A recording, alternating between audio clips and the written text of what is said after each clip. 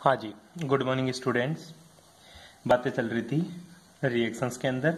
अब जो तेरी रिएक्शन आती है बेटा, वो तीसरे नंबर की रिएक्शन है जिसका नाम है तेरी विलोपन अभिक्रिया। कौन सी अभिक्रिया बेटा? विलोपन अभिक्रिया। मैंने तेरे को पहले भी बता दिया था, मुक्त मूलक प्रतिस्थापन अभिक्रिया अपने सिलेबस में नहीं है, इसलिए मैंने वो आप लोगों को नहीं पढ़ाया। अब अपनी विलोपन पहली पढ़ी योगात्मक। योगात्मक में 3 पढ़ी, कौन कौन सी? इलेक्ट्रोफिलिक, न्यूक्लियोफिलिक और फ्री रेडिकल। प्रतिस्थापन में 2 पढ़ी, इलेक्ट्रोफिलिक और न्यूक्लियोफिलिक। का पढ़ने मुक्त मूलक नहीं पढ़ी क्योंकि वो अपने सिलेबस में नहीं है। अब जो पढ़ेंगे वो है विलोपन अभिक्रिया। विलोपन का मतलब क्या होता है ये समझना गुरुजी। विलोपन का मतलब सीधा सा ये है गुरुजी, किन्हीं और किसी 2 चीज का विलुप्त हो जाना, हट जाना। इसको इंग्लिश में बोलते हैं बेटा एलिमिनेशन रिएक्शन। क्या बोलेंगे इसको? Elimination reaction. एलिमिनेशन का सीधा सा मतलब होता है गुरुजी एलिमिनेट हो जाना। किसकी प्रेजेंस में? ध्यान रखना, विलोपन अभिक्रिया मुख्यतः ये क्षार की प्रेजेंस में होता है, मतलब बेसिस की उपस्थिति में होती है। जैसे तेरा NaOH हुआ, KOH हुआ, NaNH2 हुआ, तेरा टर्सरी ब्यूटोक्साइड पोटेशियम हुआ, ठीक है। ये सारी की सारी रिएक्शन आपको देखने को मिलती है इनकी उपस्थिति के अंदर। इसमें होता क्या है, एलिमिनेशन के अंदर गुरुजी 2 तो सिग्मा बंध टूटते हैं। क्या होते हैं बेटा? 2 सिग्मा बंध टूटते हैं और उनके फलस्वरूप क्या बनता है बेटा? एक पाई बंध बनता है। क्या बनता है बेटा? एक पाई बंध बनता है। बड़ी इंटरेस्टिंग रिएक्शन है गुरुजी ये तो है। इसमें अपन क्या कर सकते हैं, ये भी बेटा विलोपन अभिक्रिया भी 2 प्रकार की होती है। ये भी कितने प्रकार की होती है बेटा? 2 प्रकार की होती है, जिनमें जो पहली होती है अपनी, उसको बोला करते हैं अल्फा विलोपन अभिक्रिया और दूसरी को क्या बोलेंगे? बीटा विलोपन अभिक्रिया। Alpha elimination reaction, beta elimination reaction. बैठ गई बात समझ में? कुछ है नहीं इसके अंदर, दम नहीं है। अल्फा एलिमिनेशन क्या होती है? अल्फा एलिमिनेशन का सीधा सा मतलब होता है गुरुजी अल्फा पोजीशन पर उपस्थित किसी 2 कंपाउंड्स या 2 एटम्स का विलुप्त होना। फॉर एग्जांपल मैं बात करूं, जैसे CHCl3 है। क्या है? CHCl3। यह क्या है? तेरी क्लोरोफॉर्म। और कक्षा 12 के अंदर तूने इससे क्या बनाया था? कार्बीन बनाया था गुरुजी। कैसे? इसके अंदर तू बेस डाल दिया और बेस का काम होता है गुरुजी मोर एसिडिक हाइड्रोजन को खींचना। बेस का काम क्या होता है बेटा? मोर एसिडिक हाइड्रोजन को खींचना। क्या काम होता है? मोर एसिडिक हाइड्रोजन को खींचना। तो ये H+ को खींच लेता है, किसके रूप में? H2 की फॉर्म में बाहर निकाल देता है और CCl3 माइनस रह जाता है। क्लोरीन गुड लिविंग ग्रुप होने के कारण कार्बन के ऊपर माइनस को एडजस्ट नहीं करता और ये क्लोरीन भी बाहर निकल जाता है और यहाँ पे CCl ये कार्बीन बन जाता है। बनाई थी अपने रिएक्शन, ठीक है। अल्फा विलोपन से कार्बीन का फॉर्मेशन किया था जब कार्बीन में तूने पढ़ा था, और वहां पे मैकेनिज्म भी दे रखी है कैसे किया था। दूसरी जो रिएक्शन थे, पहले तो कौन सी थी तेरी? Alpha alpha alpha elimination reaction. दूसरी कौन सी है बेटा? बीटा बीटा एलिमिनेशन रिएक्शन, ठीक है। बीटा एलिमिनेशन का मतलब होता है बीटा कार्बन पर उपस्थित हाइड्रोजन या किसी प्रतिस्थापी का निकलना। ये तो अल्फा कार्बन था, एक ही कार्बन, इसलिए अल्फा बोला इसको, ठीक है। बीटा मतलब बीटा वाला कार्बन होता है गुरुजी। बीटा मतलब क्या होता है बेटा? बीटा वाला कार्बन होता है और बीटा कार्बन का बाहर निकलना क्या कहलाता है? बीटा एलिमिनेशन कहलाता है। जैसे मैं बोल दूं तेरे को CH3 C और यहां पे क्लोरीन लगा दिया और इधर भी CH3 लगा दूं, इधर भी मैंने क्या लगा दिया बेटा? CH3 लगा दिया, ठीक है। अब ये तो खुद कार्बन तो कौन सा है बेटा? अल्फा, और इसके पास वाला कार्बन बीटा, ये भी बीटा और ये भी बीटा। तो बीटा कार्बन पर उपस्थित हाइड्रोजन किसकी प्रेजेंस में? प्रबल बेस या KOH की उपस्थिति में बाहर निकल जाता है। मतलब इसको 2 कर दूं तो इसको ऐसे कर दूं तो ये HCl बाहर निकल जाएगा। क्या निकल जाएगा बेटा? HCl। तो डबल बॉन्ड का फॉर्मेशन हो जाएगा, CH2 डबल बॉन्ड C और इधर भी क्या है मेरा? CH3, इधर भी क्या है मेरा? CH3। इसको कौन सी अभिक्रिया बोलते हैं बेटा? अपन बीटा एलिमिनेशन बोलते हैं। कौन सी बोलेंगे बेटा? इसको बीटा एलिमिनेशन अभिक्रिया बोलते हैं। इसकी मैकेनिज्म आपको नोट्स में प्रोवाइड करवा रखी है, सेम एज इट इज वैसे ही होती है जैसे मैंने आप लोगों को कार्बीन का फॉर्मेशन करके बताया था। बैठ गई बात समझ में। अब आती है सर जो बीटा एलिमिनेशन रिएक्शन है ना, ये भी मेरे को कभी ना कभी एक दो प्रकार की मिल ही जाती है जो अपने सिलेबस में नहीं है। बैठ गई बात समझ में। बस विलोपन का ध्यान रखना, अपन को दो तरह की होती है, अल्फा विलोपन और बीटा विलोपन। अल्फा विलोपन जैसे क्लोरोफॉर्म की रिएक्शन NaOH और HCl के साथ या KOH के साथ कराता हूं तो गुरुजी मेरा क्या बन जाता है, CCl3 माइनस है। और क्लोरीन अच्छा लिविंग ग्रुप होने के कारण, गुड लिविंग ग्रुप होने के कारण ये नेगेटिव को एडजस्ट नहीं करता, किस में कन्वर्ट कर जाता है, कार्बीन का फॉर्मेशन कर ही जाता है। बीटा विलोपन अभिक्रिया किसकी प्रेजेंस में होती है, वही सर बीटा विलोपन अभिक्रिया क्षार की प्रेजेंस में होती है, और वही सर बाहर निकलता है HCl और डबल बॉन्ड का फॉर्मेशन हो जाता है। बैठ गई बात समझ में। उसके बाद में जो तेरी रिएक्शन आती है तीसरे चौथे नंबर की, वो रिएक्शन है मेरे भाई गुरुजी पुनर्विन्यास अभिक्रिया। चौथी कौन सी है तेरी, पुनर्विन्यास अभिक्रिया। कौन सी है बेटा, पुनर्विन्यास अभिक्रिया। क्या होता है पुनर्विन्यास अभिक्रिया? पुनर्विन्यास का मतलब होता है एक बंध टूटकर दूसरे बंध की जगह चला जाता है, दूसरा टूटकर पहले वाले की जगह आ जाता है। इसको बोलते हैं पुनर्विन्यास, मतलब रीअरेंजमेंट। वे अभिक्रिया है जिसमें कार्बनिक अणु का अणुभार हमेशा क्या रहता है, नियत रहता है, मतलब मोलिकुलर वेट चेंज नहीं होता, परंतु बंध की स्थिति क्या हो जाती है, बदल जाती है, रीअरेंज्ड हो जाती है। इसी को क्या बोलता हूं मैं, पुनर्विन्यास अभिक्रिया, रीअरेंजमेंट रिएक्शन। बैठ गई बात समझ में। फॉर एग्जाम्पल, जैसे मैं तेरे को एक एग्जाम्पल दे दूं, जैसे ये है CH3CH, H2 है, और यहां पे भी मैंने क्या लगा दिया, CH2, और ये क्या है बेटा, CH3 है। अब मैं क्या करता हूं, इस CH3 ग्रुप को उठाकर इसकी जगह लगा दूं और इस हाइड्रोजन को उठाकर इसकी जगह लगा दूं। रीअरेंजमेंट तो किया मैंने, तो क्या बन जाएगा, देख ध्यान से देखना। तो बना क्या गुरुजी, CH3CH, और यहां पे तो क्या जुड़ गया, CH3, और यहां पे क्या जुड़ गया गुरुजी, मेरा CH3 हो गया। मतलब पहले जो 1 डिग्री कार्बन था वो अब किस में बदल गया बेटा, 2 डिग्री कार्बन में बदल जाता है। बैठ गई बात समझ में। इस तरह से तेरे को ध्यान में रखना होता है। और भी कुछ गुरुजी, बिल्कुल किसी को भी बदल दे। जैसे बेटा मैं तेरे को एक एग्जांपल दूं, चिन्ह सा छोटा सा। अब जैसे सोच ले, CH3 है, ठीक है, ये CH2 और किससे जुड़ गया, CH3 से जुड़ गया। बैठ गई बात समझे।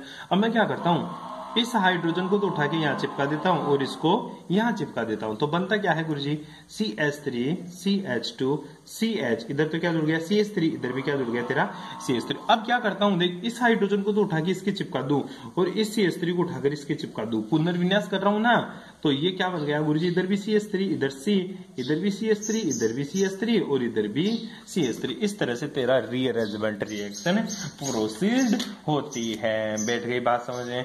इसमें बेटा एक छोटी सी रिएक्शन बार बार पूछी है, इसमें जो रीअरेंज हुआ ये कैसा हुआ, ये हो गया गुरुजी आइसोमराइजेशन। 1 डिग्री से 2 डिग्री, 2 डिग्री से 3 डिग्री, 3 डिग्री से 4 डिग्री, ऐसे कंपाउंड्स बन रहे हैं। इसलिए पुनर्विन्यास में ये कौन सा है, ये है गुरुजी समावयवीकरण।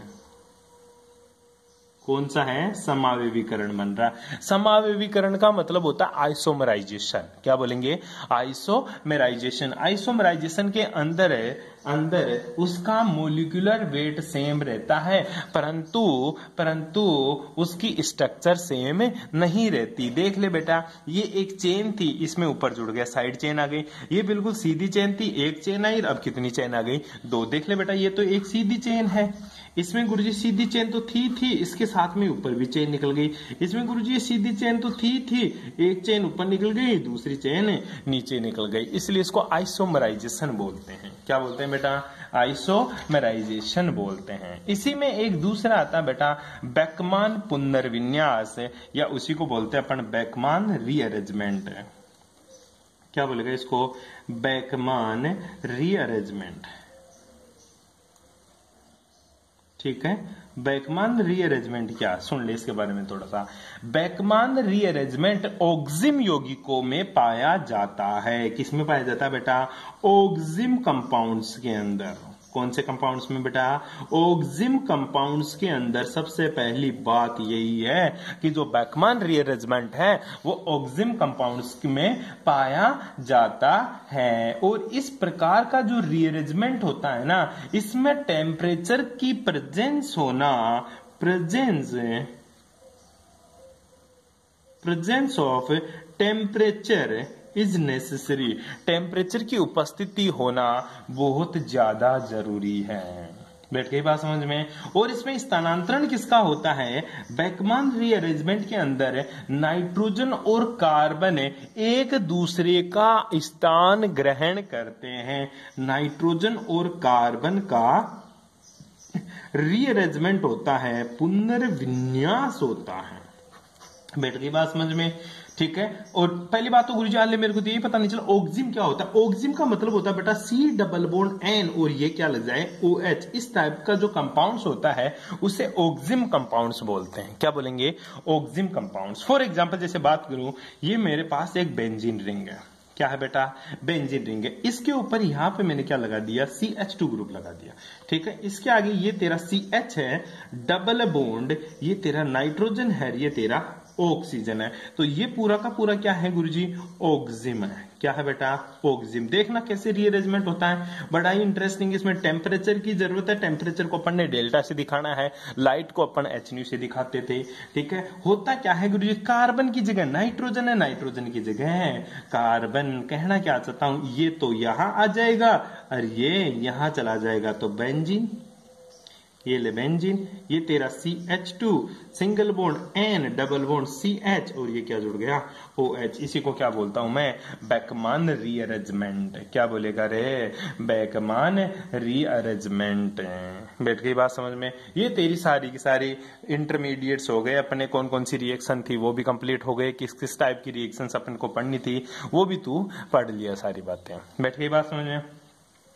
अब बेटा तेरा उत्पाद विश्लेषण या मध्यवर्ती का अध्ययन एक टॉपिक है। उत्पाद का विश्लेषण कि उत्पाद बनेगा या नहीं बनेगा, उत्पाद बनेगा तो कैसा बनेगा। उत्पाद का मतलब सीधा सा है प्रोडक्ट, कि मेरा प्रोडक्ट बनेगा या नहीं बनेगा, और प्रोडक्ट बनेगा तो कैसा बनेगा। तो दो चीज पढ़ेंगे, उत्पाद विश्लेषण प्रोडक्ट एनालिसिस व मध्यवर्ती का अध्ययन स्टडी ऑफ इंटरमीडिएट। तो हेडिंग लगा ले छोटी सी, product analysis and study of intermediate, उत्पाद विश्लेषण व मध्यवर्ती का अध्ययन। बैठ गई बात समझ में? तो पहली बात करते हैं बेटा अपन किसका अध्ययन? मध्यवर्ती का अध्ययन। ठीक है। हेडिंग तू लगा लिया होगा। क्या हेडिंग तूने लगाई? हेडिंग तूने लगाई मेरे अकॉर्डिंग उत्पाद विश्लेषण व मध्यवर्ती का अध्ययन। उत्पाद विश्लेषण व मध्यवर्ती का अध्ययन।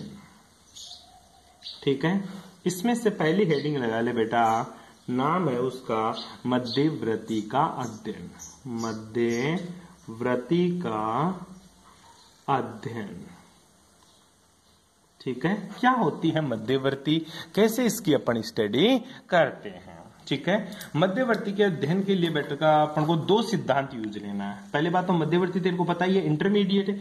इस इंटरमीडिएट के लिए अपन को दो सिद्धांत यूज करते हैं, दो थ्योरीज यूज करते हैं। फर्स्ट जो थ्योरी है उसको बोलते हैं ट्रांजिशन स्टेट थ्योरी।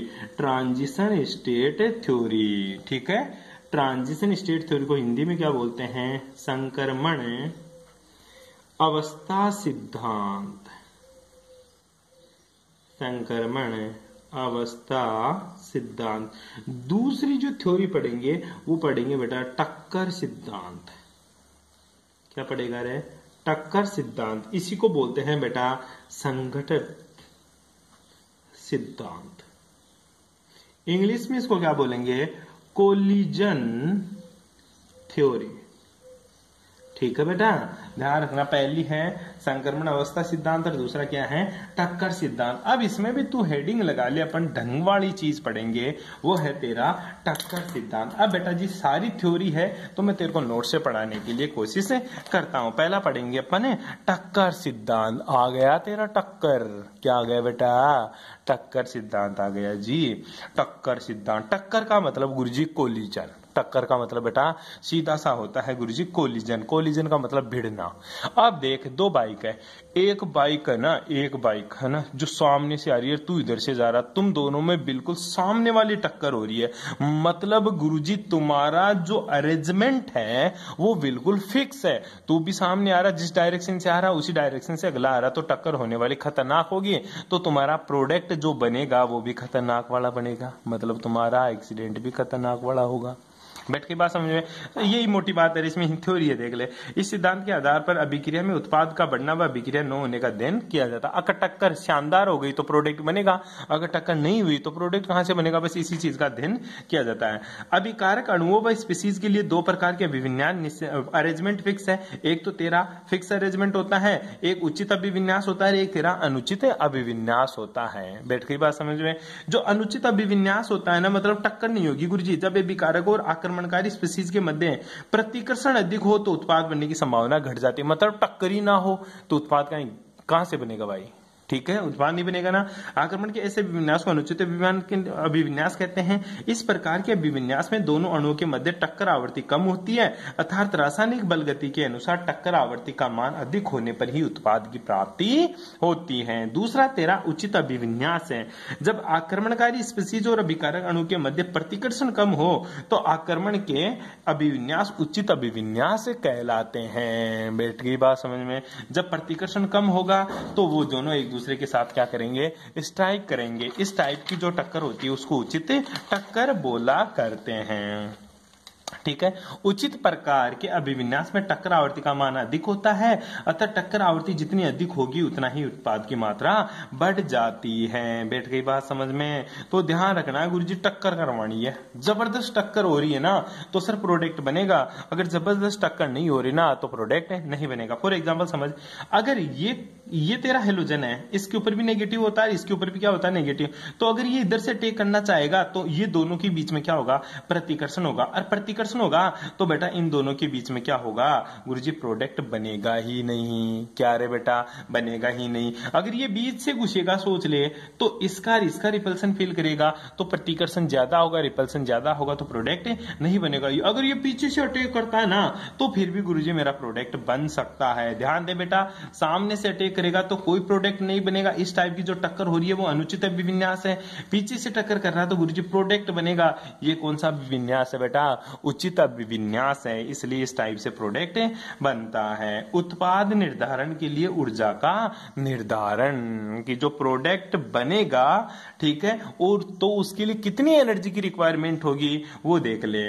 कार्बनिक अभिक्रियाओं में मतलब ऑर्गेनिक रिएक्शंस के अंदर जो प्रोडक्ट का फॉर्मेशन और प्रोडक्ट का डिफॉर्मेशन दोनों डिपेंड करता है गिब्स फ्री एनर्जी के ऊपर। किसके ऊपर बेटा, गिब्स फ्री एनर्जी के ऊपर। अब ये गिब्स फ्री एनर्जी क्या बला गई, सुन ले, एक बार के लिए बताऊंगा। यदि गिब्स फ्री एनर्जी का मान घट जाता है मतलब गिब्स फ्री एनर्जी का मान क्या आएगा बेटा, नेगेटिव, तो उत्पाद बनने की संभावना बढ़ जाती है, ठीक है।